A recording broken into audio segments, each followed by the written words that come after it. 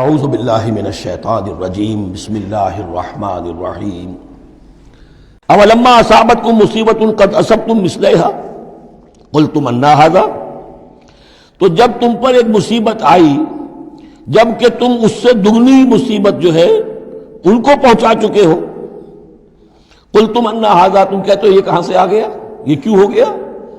اللہ نے پہلے مدد کی تھی اب کیوں نہیں کی۔ قل ھو من عند انفسکم،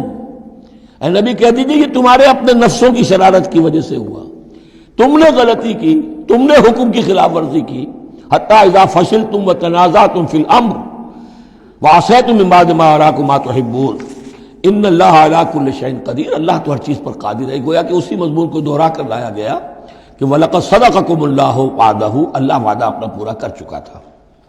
وَمَا أَصَابَكُمْ يَوْمَ الْتَقَى الْجَمْعَانِ، البتہ یہ اللہ چاہتا تو کنڈون کر دیتا، تمہیں کوئی سزا نہ دیتا، معاف کر دیتا بغیر سزا دیے، لیکن یہ کہ اللہ کی حکمت کا تقاضا یہ ہوا کہ تمہیں سزا دی جائے، اس لیے کہ ابھی تو بڑے بڑے مراحل آنے ہیں۔ اگر اسی طرح تم نظم کو توڑتے رہے اور احکام کی خلاف ورزی کرتے رہے تو پھر تمہاری حیثیت جو ہے ایک جماعت کی تو نہیں ہوگی، پھر تو ایک انبوہ ہے، ہجوم مومنین ہوگا، جماعت، لشکر، فوج، حزب اللہ درکار تو وہ ہے۔ وما اصابکم یوم التقى الجمعان، اور جو بھی مصیبت تم پر آئی ہے اس دن جس دن کے دونوں لشکر بھڑ گئے تھے آپس میں، فباذن اللہ، وہ اللہ کے اذن سے آئی ہے، بغیر اللہ کے اذن کے تو یہ تکلیف نہیں آ سکتی تھی۔ وَلِيَعْلَمَ الْمُؤْمِنِينَ، اور یہ اس لیے کہ اللہ جان لے کہ کون ہے اصل مومن، حقیقی مومن، صابر مومن، جو مستقیم مومن ہے۔ وَلِيَعْلَمَ الَّذِينَ نَافَقُوا، اور تاکہ دیکھ لے کہ کون ہے منافق۔ اور یہاں اصل ترجمہ ہم کرتے ہیں تاکہ اللہ ظاہر کر دے کہ کون ہے مومن اور ظاہر کر دے کہ کون ہے منافق۔ کھل گیا کہ نہیں؟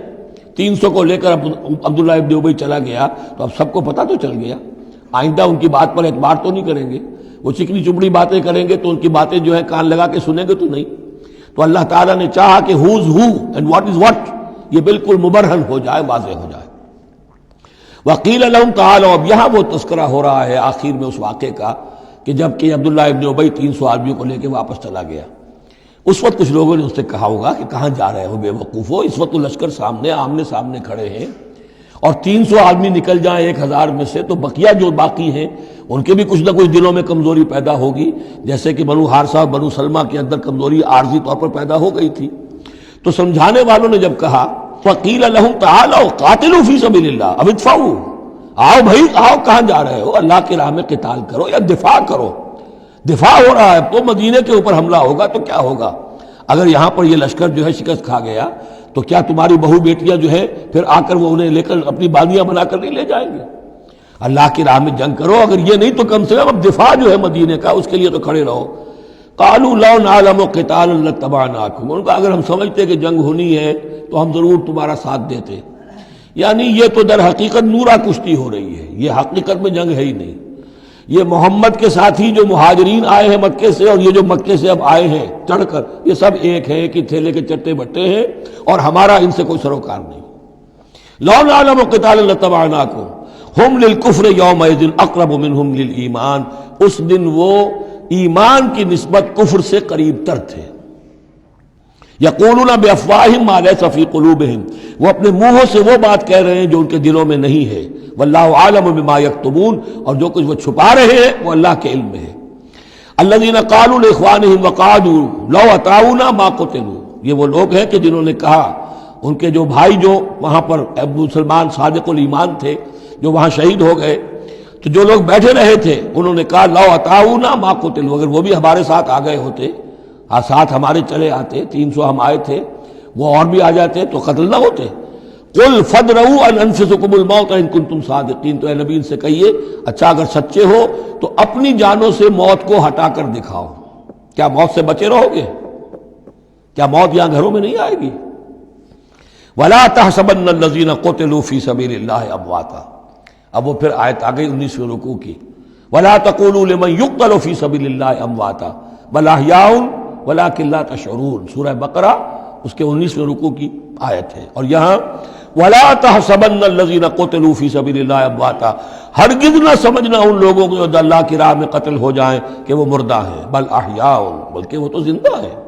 عند ربهم يرزقون، اپنے رب کے پاس انہیں رزق مل رہا ہے، رزق پا رہے ہیں۔ فرحین بما آتاہم اللہ من فضلہ، وہ تو خوشیاں منا رہے ہیں، شادیانے بجا رہے ہیں جو کچھ اللہ نے اپنے فضل سے ان کو عطا کیا ہے۔ وَيَسْتَبْشِرُونَ بِالَّذِينَ لَمْ يَلْحَقُوا بِهِم مِّن خَلْفِهِمْ، اور ابھی وہ خوش وقت ہو رہے ہیں، خوشخبریاں حاصل کر رہے ہیں کہ ہمارے اور بھائی بھی جو پیچھے رہ گئے،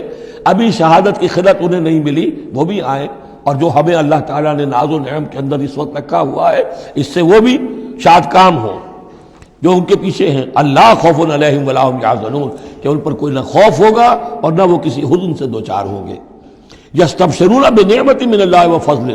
اور وہ تو خوشیاں منا رہے ہیں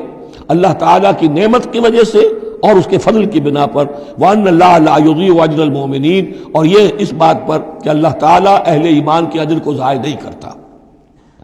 الَّذِينَ اسْتَجَابُوا لِلَّهِ وَالرَّسُولِ مِن بَعْدِ مَا أَصَابَهُمُ الْقَرْحُ۔ اب یہاں اصل میں جو آیات آ رہی ہیں اس کے بارے میں دو قسم کی روایات ہیں تاریخ کی۔ ایک تو پختہ واقعہ یہ ہے کہ حضور صلی اللہ علیہ وسلم نے جب یہ پتہ چل گیا کفار چلے گئے،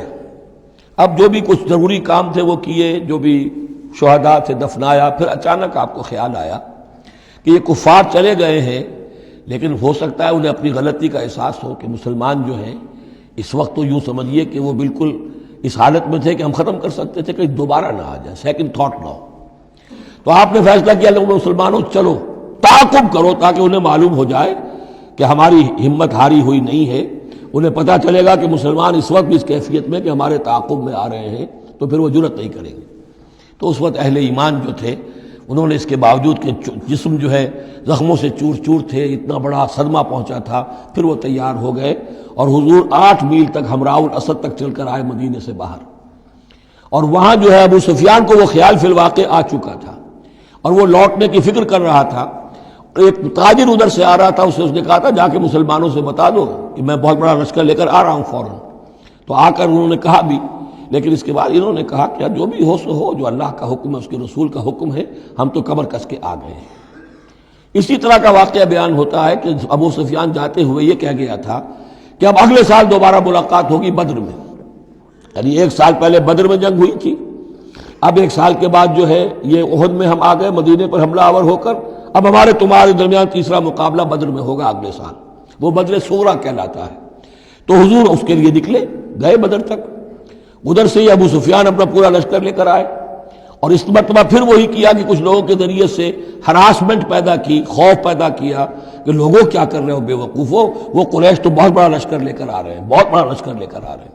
تو اس کے جواب میں مسلمانوں نے وہ صبر والے کلمات کہے جو آ رہے ہیں۔ تو یہ دونوں یہ الفاظ جو ہیں، یہ آیات دونوں پر منطبق ہو سکتی ہیں۔ الذین استجابوا للہ والرسول من بعد ما اصابہم القرح، جن لوگوں نے لبیک کہی اللہ کی پکار پر اور رسول کی پکار پر اس کے بعد کہ انہیں چرکے لگ چکے تھے، زخم ان کے جسم زخمی تھے۔ للذین احسنوا منہم واتقوا اجر عظیم، یقیناً ایسے محسنین اور متقین کے لیے بہت بڑا اجر ہے۔ الذین قال لهم الناس ان الناس قد جمعوا لكم، جنہیں آ کر خبردار کیا تھا اور جن کو خوف دلایا تھا لوگوں نے کہ دیکھو لوگ بڑی جمع ہو گئے ہیں، بڑی قوت بڑی جمعیت آ رہی ہے، فخشوہم، ان سے ڈرو، فزادہم ایمانا، اس سے ان کے ایمان میں اور اضافہ ہو گیا۔ وقالوا حسبنا اللہ ونعم الوکیل، اور انہوں نے کہا اللہ ہمارے لیے کافی ہے اور اس کا سہارا سب سے اچھا سہارا ہے۔ فانقلبوا بنعمت من اللہ، ابو سفیان کو جب پتا چلا کہ محمد تو ہمارے تعاقب میں آ رہے ہیں تو انہوں نے عافیت اسی میں سمجھی کہ وہ پھر سیدھا مکہ کی طرف رخ کر لیا، اور یہی معاملہ ہوا ہے کہ بدر صغریٰ جو دوسری مرتبہ وہ بدر میں آنے کا، جب اس نے سنا کہ محمد الرسول اللہ تو اپنے پورے ساتھیوں کے ساتھ آ گئے ہیں تو کوئی کنی کترا کر اور طرح دے کر نکل گیا، مقابلے میں نہیں آیا۔ فانقلبوا بنعمت من اللہ، تو وہ لوٹ آئے اللہ تعالیٰ کے انعام سے، نعمت سے، وفضل، اور اس کے فضل سے، لم یمسسہم سوء، کوئی برائی ان کو مس نہ کر سکی، کوئی تکلیف نہیں پہنچی، آزمائش تھی وہ اللہ نے کر لی۔ واتبعوا رضوان اللہ، انہوں نے تو اللہ کی رضا کی پیروی کی۔